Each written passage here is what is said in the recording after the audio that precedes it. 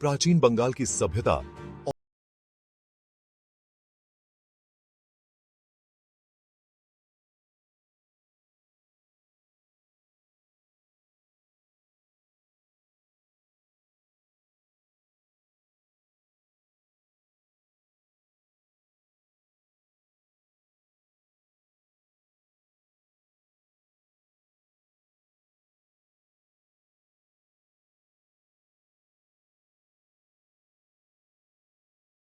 इतिहास की किताबों में बहुत सतही रूप में ही बताया जाता है।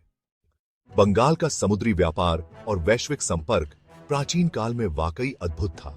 खासकर चट्टग्राम और सुंदरबन क्षेत्र से व्यापार दक्षिण पूर्व एशिया, अरब और अफ्रीका तक फैला हुआ था।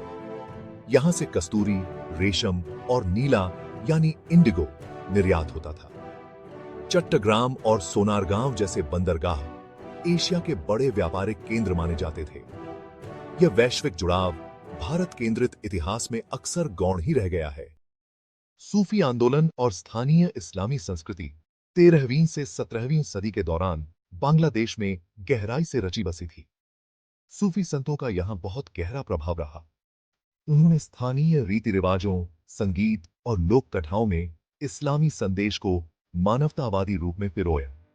लालन फकीर, शाह जलाल और शाह परान जैसी महान हस्तियों ने धार्मिक सहिष्णुता का एक सुंदर वातावरण बनाया।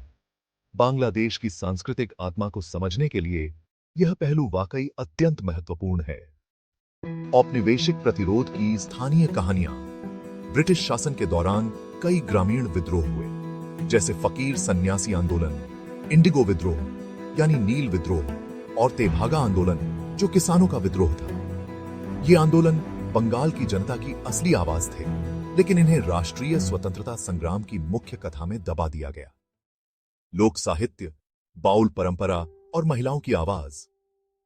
बाउल संगीत, जिसमें लालन फकीर, हसन राजा जैसे नाम शामिल हैं, उन्होंने प्रेम और मानवता को ईश्वर से भी बड़ा माना।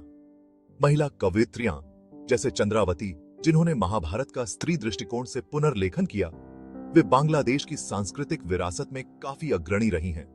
इन परंपराओं ने समाज में लिंग और वर्ग की सीमाओं को चुनौती दी, लेकिन इन्हें कम महत्व दिया गया।